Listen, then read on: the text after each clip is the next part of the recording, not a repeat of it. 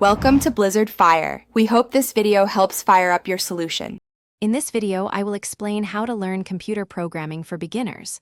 First, grasp the core concepts that form the bedrock of all programming languages.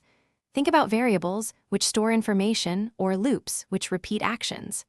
Next, select a structured learning approach, like a beginner-friendly online course or a well-regarded textbook.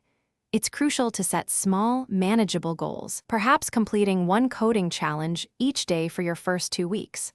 This builds confidence and a consistent learning habit.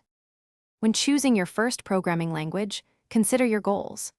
Python is an excellent starting point due to its clear syntax and extensive use in data science, web development, and automation.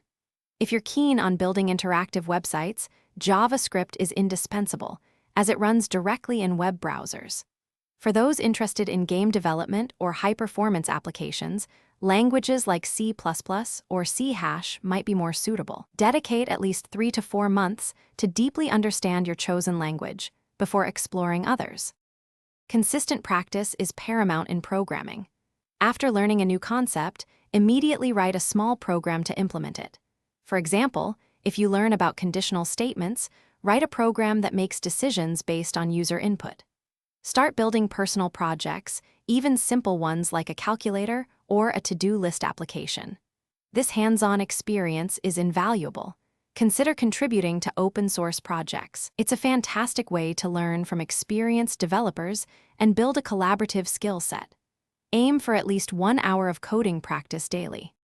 The world of programming is constantly evolving, so continuous learning is key.